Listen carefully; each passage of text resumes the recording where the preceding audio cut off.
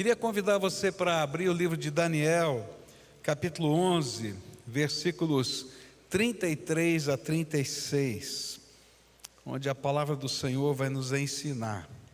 Diz assim a palavra do Senhor: os sábios entre o povo ensinarão a muitos, todavia cairão pela espada e pelo fogo, pelo cativeiro, pelo roubo, por algum tempo. E ao caírem receberão uma pequena ajuda, mas muitos se ajuntarão a eles com lisonjas. Alguns dos sábios cairão para serem provados, purificados e limpos, até o tempo do fim, porque se dará ainda no tempo determinado. Este rei fará o que quiser, se levantará e se engrandecerá sobre tudo o que se chama Deus. Falará coisas incríveis contra o Deus dos deuses e será bem-sucedido, até que se cumpra a indignação, porque aquilo que está determinado será feito. Pai querido, nós estamos diante da Tua palavra, de uma profecia tão difícil, Senhor, que fala de tempos difíceis. E eu quero te pedir, Senhor, que nessa hora o Teu Espírito esteja aqui entre nós, se revele no meio da gente, toque o nosso coração e que o Senhor se torne irresistível às lutas da nossa alma, de tal maneira que possamos nos quedar aos Teus pés. Escuta, Senhor, a nossa oração e visita-nos. É aquilo que oramos em nome de Jesus. Amém e amém. Bom, certamente a essa altura da sua vida, você já teve de enfrentar tempos difíceis. Tempos de angústia, de tribulações. E talvez, quem sabe, nestes tempos, você, além de lutar contra as dificuldades e quem sabe até contra as injustiças, você também teve que lutar com o seu próprio coração, com algumas perguntas que vão surgindo dentro da alma. Quem sabe você em algum momento da vida já perguntou isso para você mesmo: Senhor, Tu sabes que eu estou tentando servir e honrar o Teu nome, então por que o Senhor tem permitido tudo isso na minha vida? Você já pensou assim alguma vez? Eu já pensei, tenho que confessar isso para você. Ou talvez, quem sabe na tua mente já passou por isso: por que pessoas más que não temem ao Senhor prosperam e continuam na sua arrogância? Senhor, por quê? Eu já pensei. Você já pensou assim? Ou ainda, quem sabe, será que um dia vai haver justiça nessa terra? Especialmente quando a gente é injustiçado, quando alguém fala alguma coisa que não deve falar, aquilo fica ardendo no coração da gente. O interessante é que é sobre tudo isso que a gente está pensando aqui, que os capítulos 11 e 12 do livro de Daniel tratam. Daniel tem uma visão dos dias do fim, dias que a Bíblia chama de grande tribulação, que vai vir sobre a terra. Ainda que grandes tribulações já tenham sido profetizadas, e várias delas já tenham ocorrido aqui entre nós, mas a semelhança do que diz o Apocalipse, Daniel recebeu uma profecia a respeito das tribulações que ocorreriam no fim dos tempos. E nesta profecia nós vamos poder aprender algumas lições de fé que precisam ser aplicadas em todos os tempos difíceis que nós estivermos vivendo. Então a gente vai aprender com Daniel como é que a gente enfrenta tempos difíceis, como é que a fé pode perdurar no meio dos tempos difíceis. E eu queria começar a olhar para esse texto e tentar descobrir quais são essas lições de fé que a gente vai aprender aqui nesse texto. A primeira grande lição que o Senhor quer nos revelar é que nem sempre os sábios e tementes a Deus são poupados dos tempos difíceis. Por que essa lição é tão importante em termos de fé? Porque às vezes nós imaginamos que andar com Deus é um repelente natural ao sofrimento nessa vida. Fala a verdade, você já não pensou isso alguma vez? Se eu andar com Deus não vou ter nenhum problema, não vou ter nenhuma luta, nenhuma dificuldade. E o pior é que se a gente acredita nisso, num determinado momento, quando vêm as lutas, a nossa fé é abalada. E é por isso que alguns caem da fé. Mas a Bíblia nunca ensinou isso. Na verdade, a Bíblia disse que no mundo nós teremos aflições. Jesus ensinou lá em João 16, verso 33, neste mundo vocês terão aflições, contudo, tenham bom ânimo, eu venci o mundo.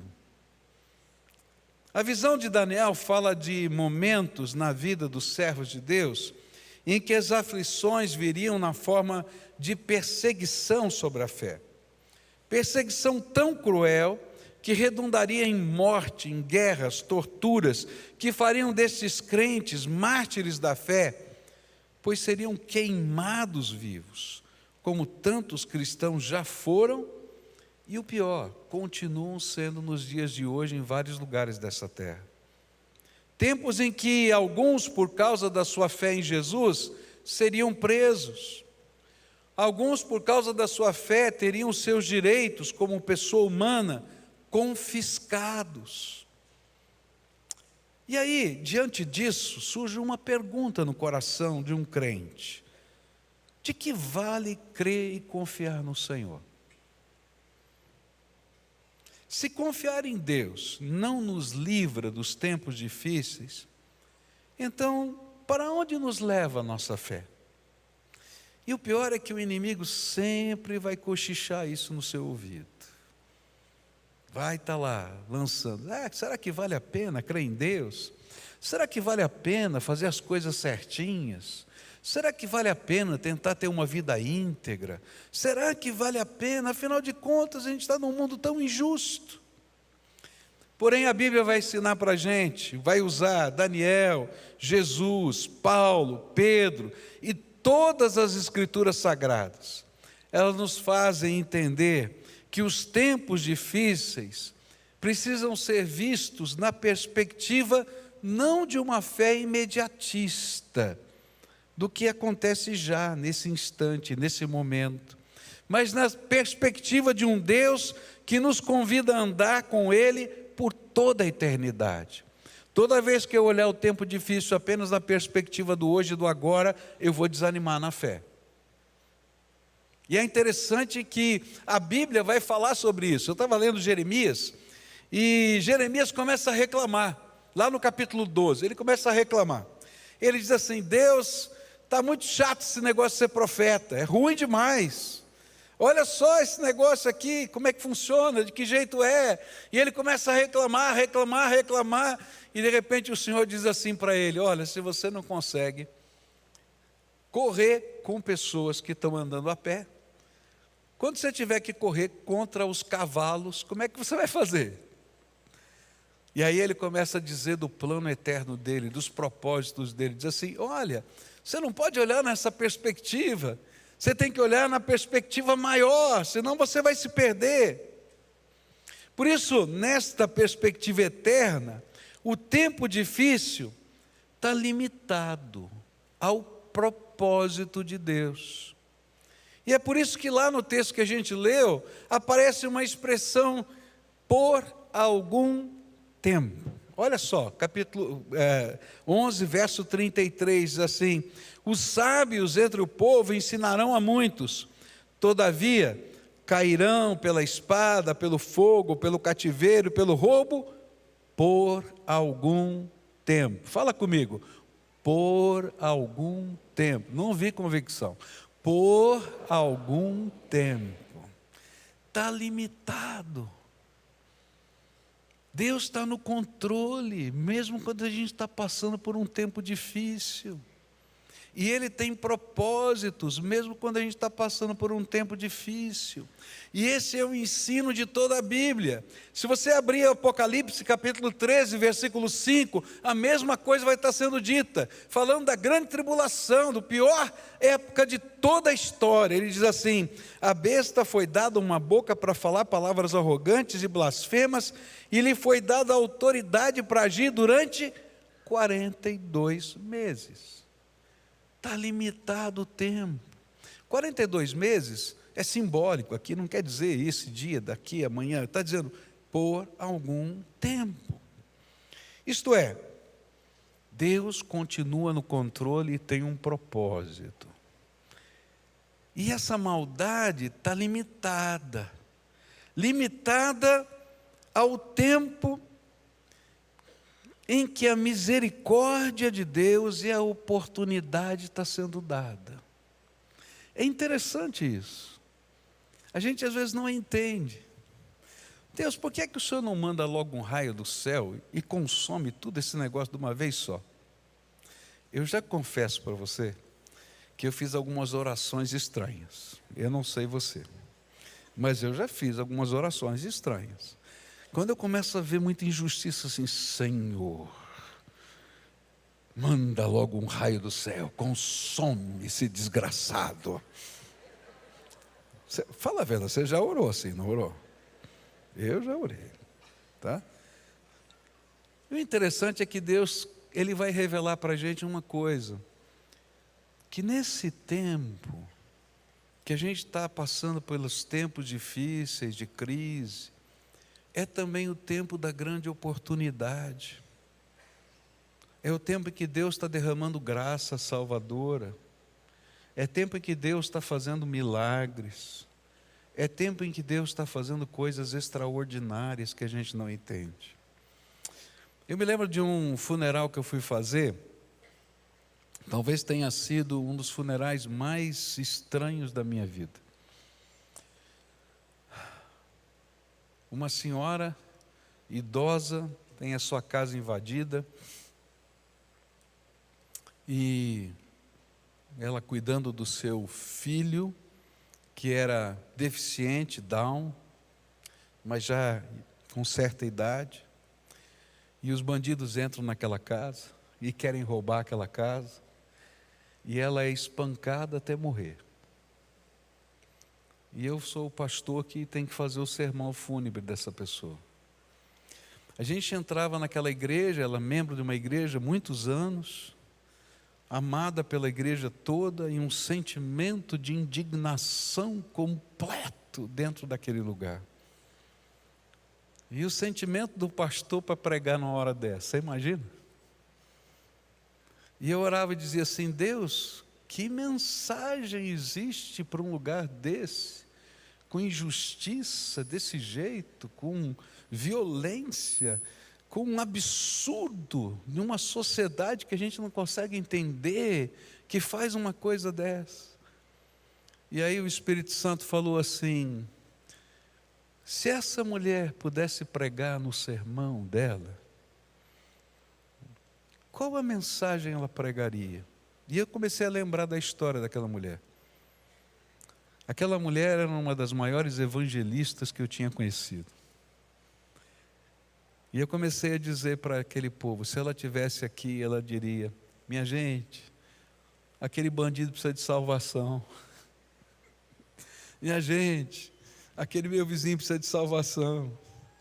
E ela pregaria o evangelho de nosso Senhor Jesus Cristo nesse lugar. E eu me lembro da reação, o povo começou a chorar, porque começaram a lembrar que aquela vida daquela mulher sempre ensinou isso, que não importava o tempo difícil que tivesse para viver, havia uma mensagem a ser pregada, e que o tempo difícil está no meio de um contexto onde que Deus está fazendo uma obra tremenda e maravilhosa. E é por isso que esse texto vai dizer que durante esses tempos difíceis, os sábios do Senhor vão ensinar a muitos, e muitos vão se converter, porque o tempo da oportunidade ainda está aberto, ainda que a gente tenha que atravessar tempos difíceis, mas vai chegar o dia em que Deus vai intervir poderosamente para encerrar esse tempo e o juízo vem. E é interessante que na Bíblia tem um contexto, uma história, que às vezes é difícil de entender. A Bíblia fala que em toda a época da história, inclusive no final dos tempos da grande tribulação, existe uma balança de Deus. E essa balança de Deus é o limite da iniquidade. É um negócio estranho, a Bíblia diz, vai atingir o limite da iniquidade. É como se Deus colocasse um número imaginário que eu não sei, você não sabe, mas que o céu sabe, que Deus Pai conhece, Deus Filho conhece, Deus Espírito Santo conhece. E quando chega aquele limite, Ele intervém, porque senão não haveria vida na terra. E aí você vai encontrar na história os ciclos de intervenção de Deus, para cessar aquele tempo da iniquidade e começar um novo tempo. Mas vai chegar um dia em que esse ciclo se encerra definitivamente, porque Deus está no controle de todas as coisas. Mas enquanto isso, Senhor, eu estou vivendo aqui meus dias de dificuldade. E aí o verso 34 diz assim: ao caírem, receberão uma pequena ajuda, mas muitos se ajuntarão a eles com lisonjas. E é interessante porque nessa profecia diz assim, Deus está no controle, Ele coloca um limite, tem um tempo, vai chegar o fim disso, vai haver uma intervenção, porém, nesse tempo gente está se convertendo, porque é tempo da oportunidade, é tempo da graça, é tempo da misericórdia, mas Deus derrama pontuais intervenções. E essas pontuais intervenções são livramentos do Senhor. Ainda que continue a haver falsidade, ainda que continue a haver uma fé sendo provada, sacudida, ainda que nossos dias sejam de promover limpeza e purificação na nossa vida pessoal através dessas batalhas, mas vem pontuais livramentos. E a gente vai encontrar esses pontuais livramentos na história, na minha vida e na sua vida. Quando Jesus profetizou a queda de Jerusalém, Ele disse que alguns anos depois da sua vinda, morte e ressurreição, a cidade de Jerusalém seria destruída. Era uma profecia que ia se cumprir. No ano 70 da era cristã, o general Tito, romano, invade Jerusalém, destrói toda aquela cidade, espalha os judeus pelo mundo. Porém, houve um pontual livramento. A igreja de Cristo estava também na cidade de Jerusalém. Tiago já tinha sido morto, o pastor daquela igreja, por causa da perseguição. O pastor daquela igreja então chamava-se Simeão. E Simeão, pastor daquela igreja, tem uma visão, onde o Espírito de Deus diz, pega toda a igreja, e sai de Jerusalém, e vão para essa cidade no norte da Palestina, porque ali a guerra não vai chegar. E então aquele homem reúne toda a igreja e diz, olha, recebi uma visão, e Deus está nos dando livramento, vamos todos sair. E todos os crentes de Jerusalém saem, e vão até aquela cidade, e nenhum deles é morto naquela guerra, porque Deus mandou um pontual livramento. Ainda que continuasse a haver batalha, guerra, e toda a profecia se cumprisse.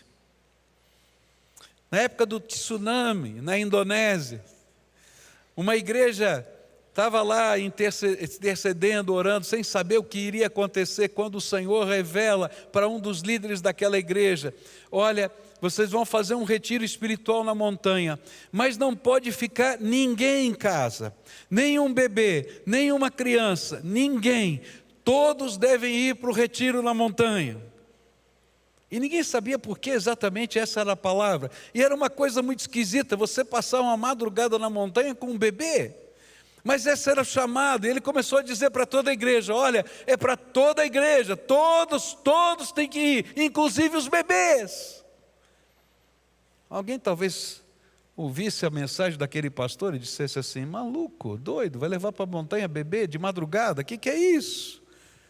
Mas naquela madrugada veio o tsunami, e aquela igreja inteira estava lá em cima da montanha, porque Deus mandou um livramento pontual. Tempos difíceis existem, nós passamos por eles, mas Deus também manda livramentos pontuais, e Ele revela a sua graça.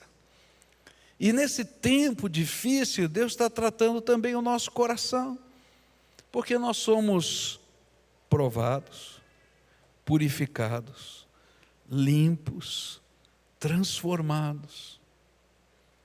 E esses são tempos em que nossa fé tem que permanecer de pé, porque são tempos de perseverança. Apocalipse 13:10 diz assim: se alguém há de ir para o cativeiro, para o cativeiro irá. Se alguém há de ser morto à espada haverá de ser. Aqui estão a perseverança e a fidelidade dos santos. Não tem jeito da gente viver a fé se a gente não entender que os tempos difíceis fazem parte da nossa vida e que nós precisamos estar pela fé, através desses tempos, glorificando o nome do nosso Senhor. Mas a Bíblia vai dizer que alguns vão abandonar a fé.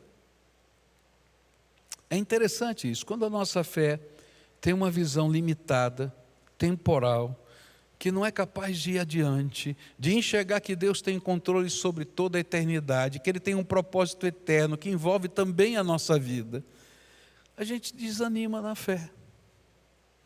E quando vem os tempos difíceis, a gente abandona a fé. A gente abandona a nossa santa aliança com o Senhor. E o pior é que não existe lugar de neutralidade.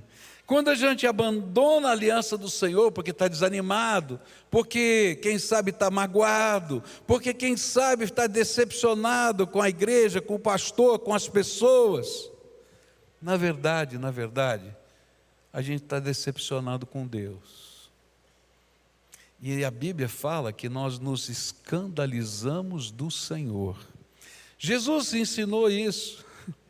Jesus disse, antes disso, Daniel vai falar sobre isso, ele diz assim no versículo 30, contrariado, ele voltará e se indignará contra a santa aliança, e fará o que quiser, e tendo voltado, dará atenção aos que abandonaram a santa aliança. E o interessante é que quando nós desapontamos e escandalizamos do Senhor, nós abandonamos a fé e não tem lugar de neutralidade. A gente faz uma aliança com o diabo que se disfarça em anjo de luz. E a gente imagina que os valores que ele ensina são os melhores que podem existir. O negócio é ser esperto. O negócio é se dar bem na vida. O negócio é não dar bola para tanta coisa como eu dava. Mas a Bíblia vai falar para a gente que esse tipo de atitude é uma atitude que vai corrompendo a gente tão profundamente que até aqueles valores que a gente tinha se tornam desvalores para nós e a gente se torna profanador do nome do Senhor. Versículos 31 e 32 diz assim: forças enviadas por ele profanarão o santuário e a fortaleza e acabarão com o sacrifício diário estabelecido, e vai estabelecendo a abominação desoladora. Com lisonjas perverterá aqueles que violaram a aliança, mas o povo que conhece o seu Deus se tornará forte e ativo. Tem gente que se escandaliza no tempo da dificuldade, mas é no tempo da dificuldade que a nossa fé é firmada e nós nos tornamos pessoas que vivem experiências tremendas com Deus.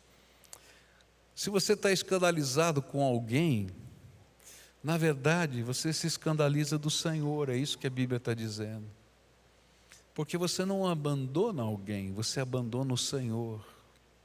E isso Jesus ensinou em Marcos 4,17. Mas eles não têm raiz em si mesmos, sendo de pouca duração. Quando chega a angústia ou a perseguição por causa da palavra, logo se escandalizam. Se escandalizam de quem? Do Senhor e do Evangelho. Mas esse também é o tempo em que os verdadeiros servos fiéis são revelados. É interessante porque a Bíblia fala que no meio do povo de Deus tem joio e não só trigo. Você já deve ter lido isso na Bíblia. E a Bíblia diz também que eu não posso tentar separar o joio do trigo porque eu não sei. E se eu tentar separar, eu vou fazer besteira. Que só no dia final o Senhor vai revelar o joio e o trigo, e os anjos ceifadores vão fazer essa diferença. Mas a Bíblia também diz que aqueles que abandonaram a fé porque nunca foram dos nossos. Porque se tivessem de fato fé, nunca teriam abandonado a fé. E sabe, a peneira de Deus nos tempos difíceis está acontecendo. E quer a gente queira, quer não, a nossa fé está sendo revelada. É uma fé que escandaliza-se do Senhor no meio do dia difícil? Ou é uma fé que crê que Deus continua no controle e ainda que eu não entenda todas as circunstâncias da vida, Ele continua sendo o meu Senhor? É interessante que quando Daniel recebe essa profecia, chega um dado momento que ele diz para o anjo que estava revelando, capítulo 12, ele vai falar isso. Anjo, eu não entendi, dá para você explicar? Eu acho que a gente faz isso também com Deus, né? Senhor, eu não estou entendendo por que essa tribulação, por que esse problema, por que essa situação. E a gente diz, Senhor, dá para o Senhor me explicar o porquê, o para quê? Mas a resposta do anjo é tremenda. Ele diz assim, Daniel, há coisas que estão seladas e você nunca vai entender, porque estão num propósito maior e eterno de Deus. Eu só vou dizer para você que vai acontecer isso, assim, assim, assim, mas o propósito total de Deus não está revelado. E sabe, nem sempre eu vou saber o porquê, nem o para quê, mas eu estou sendo chamado por Deus para viver uma fé que crê no amor de Deus, no poder de Deus, na sabedoria de Deus em toda e qualquer circunstância. E eu vou andar com Ele, para a glória dEle, porque Ele tem um plano eterno para a minha vida. Eu não sei, talvez você esteja vivendo o tempo mais difícil da sua vida. Mas esse não é o tempo de desistir, ao contrário, é o tempo de perseverar. Pois é nesse tempo que aprendemos a nos gloriar na fé e na esperança eterna da glória do nosso Senhor. É nesse tempo que teremos as maiores experiências com o amor de Deus, que é capaz de gerar em nós uma esperança que não nos decepciona, conforme o que Paulo nos ensinou lá em Romanos, capítulo 5, versículos de 3 a 5. Olha que coisa tremenda diz a Bíblia.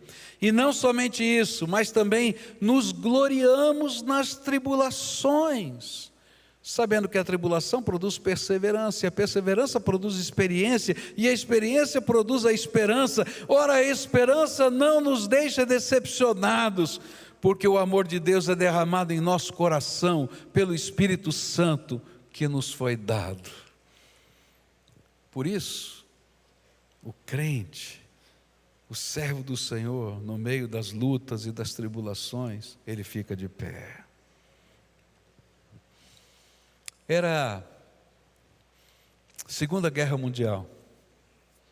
E na Segunda Guerra Mundial, na Holanda, invadida pela Alemanha nazista, os judeus começaram a ser perseguidos e levados para campos de concentração. Mas na casa de um relojoeiro, numa cidadezinha da Holanda, crente no Senhor Jesus, aquele homem, vendo aquela injustiça, sendo um cristão genuíno, disse: não podemos permitir que isso aconteça. E ele então, escondido de todas as autoridades, construiu um quartinho pequeno, um refúgio secreto, onde ele abrigava famílias de judeus que tentavam fugir da Holanda para algum país que pudessem fugir da morte nos campos de concentração. E aquele homem ensinou isso às suas filhas, e viviam isso. Num tempo de racionamento de comida, que não tinha nada, eles pegavam um pouquinho que tinham e dividiam com famílias inteiras que guardavam no refúgio secreto. Até o dia que o exército alemão foi lá naquela casa e descobriu o refúgio secreto. Levou os judeus para o campo de concentração, mas pegou aqueles cristãos que abrigavam os judeus e levou para o mesmo campo de concentração dos judeus. Nas primeiras semanas, os dois velhinhos, papai e mamãe de Corrie ten Boom e da sua irmã, morreram. A mesma morte que os judeus viveram. Mas as duas meninas eram jovens e podiam trabalhar. E então, como eles faziam com os judeus também, colocavam no campo de concentração para trabalhar para o exército alemão. E era grande sofrimento, não tinha comida, não tinha nada. E aquelas duas irmãs oravam e clamavam e pediam a Deus: Senhor, por que nós estamos nesse lugar? Nós só tentamos fazer o bem. Mas elas tinham experiências tremendas com Deus. E numa madrugada, a irmã de Corrie ten Boom teve uma visão. E começou a falar para sua irmã: recebi uma visão do Senhor, e o Senhor me prometeu que antes do Natal, nós vamos sair desse lugar. Na noite do dia 24 de dezembro daquele ano, a irmã de Corrie ten Boom faleceu. E Corrie ten Boom entrou num desespero tão grande e começou a clamar e dizer: Deus, o Senhor tinha prometido que ela ia sair desse lugar. E o Espírito Santo falou para ela: ela saiu, eu a trouxe para a casa eterna que eu preparei para ela. Ela disse: e eu continuo aqui, a promessa era para nós duas. Na manhã do dia 25 de dezembro, ela foi chamada no escritório do campo de concentração. Quando um oficial nazista dá um documento com um salvo-conduto e diz: você está livre, pode ir embora. Anos depois ela vai descobrir que aquele salvo-conduto foi dado errado. E o nome dela foi escrito errado, porque Deus, na sua misericórdia, pontualmente derramou aquela graça e cumpriu a promessa. As duas tinham orado antes, quando receberam aquela visão, e a oração foi a seguinte: quando sairmos daqui, vamos proclamar para o mundo todo, o que acontece nesse lugar. E vamos proclamar para o mundo todo a reconciliação em Cristo Jesus.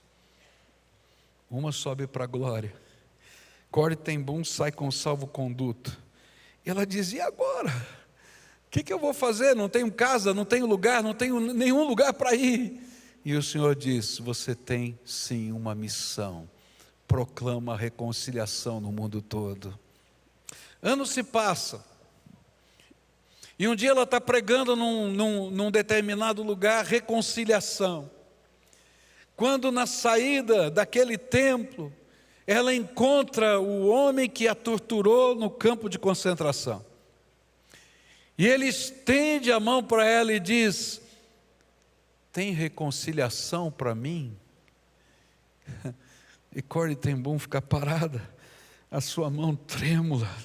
E ela diz: a vontade que eu tenho era matar esse homem que me torturou.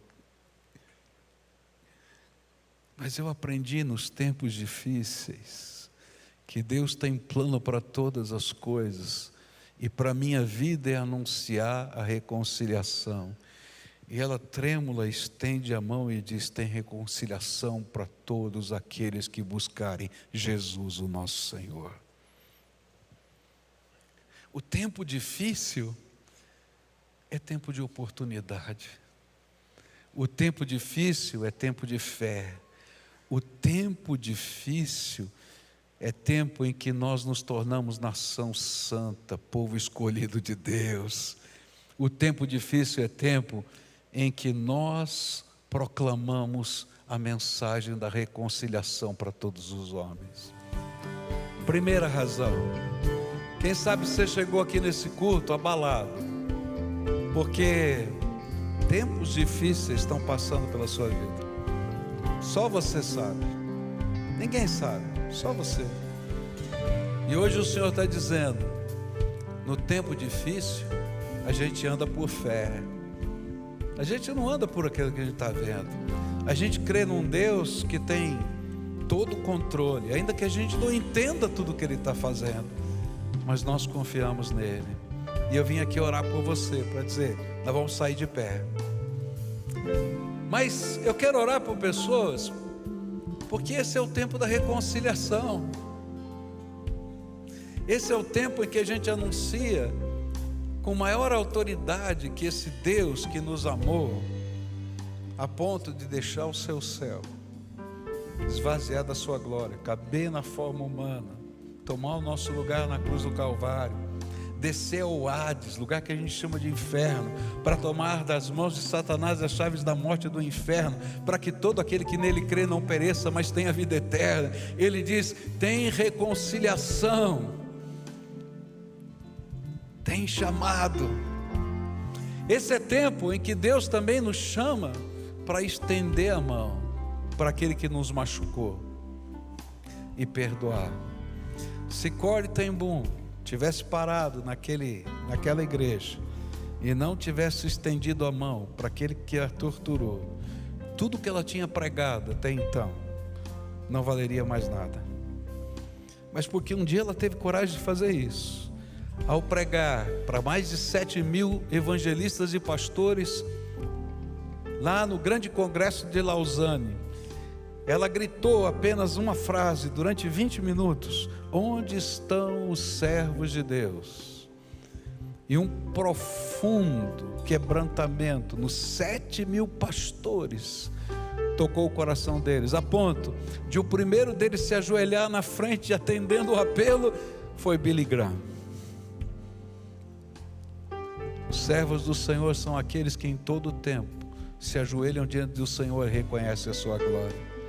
Hoje eu venho aqui chamar você, porque Deus te trouxe aqui nesse culto em especial para fazer algo novo na tua vida. Está entendendo?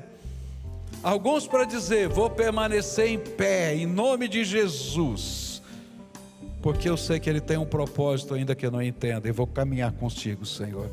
Outros Ele vai dizer: está na hora de parar de lutar e deixar o Senhor ser o Senhor da tua vida em toda e qualquer circunstância. E a outros Ele está dizendo: está na hora de estender a mão de graça para aquele que te machucou. Se você é uma dessas pessoas, vai saindo do seu lugar agora, que eu quero orar por você. Quero pedir graça de Deus. Enquanto a gente canta essa canção, você vai chegando aqui para a gente orar. Pode vir, em nome de Jesus. Se Jesus te trouxe aqui para isso, se você está na galeria, vai descendo as escadas aqui, em nome de Jesus. Vem para cá agora, em nome de Jesus. É hoje que Deus vai fazer algo novo na tua vida. Vamos orar agora. Pai, eu quero te agradecer por cada pessoa que veio aqui à frente. Quero te louvar, Pai, porque nós não andamos pelo que vemos, caminhamos por fé. E sim, Pai, no meio do sofrimento encontramos a Tua face, que se revela de diferentes formas. Eu quero pedir que hoje, de maneira especial, os meus irmãos possam encontrar a face revelada de Deus. Que o favor de Deus os alcance, que o consolo de Deus os alcance, que a força de Deus os levante, Pai. Em nome de Jesus, que o Teu poder seja derramado aqui sobre a vida dos Teus servos e das Suas servas. Muitos têm passado por tempos difíceis, mas Pai, Te louvamos, porque a esperança que o Senhor depositou em nossos corações, ela não decepciona. ela é uma certeza gerada pelo Espírito no nosso coração. Pai, que os meus irmãos sejam fortalecidos, enquanto passam por embates, crises reais, algumas muito pesadas. Que o Senhor fortaleça os teus filhos, que a presença de Deus seja com eles, que hoje eles saiam daqui, Deus, cheios da tua paz. Que sim, a fé em Deus, nos propósitos de Deus que transcendem, que são eternos, torne os meus irmãos mais fortes. Derrama a tua graça, derrama o teu favor, se manifesta com poder hoje aqui. É no nome de Jesus que nós oramos. Amém e amém, aleluia. Você pode aplaudir ao Senhor. Glória a Deus, aleluia. Deus abençoe sua vida. Você que chegou hoje, pega esse convite para tomar um café com a gente. A gente quer te explicar os processos para entender a palavra de Deus e crescer na fé.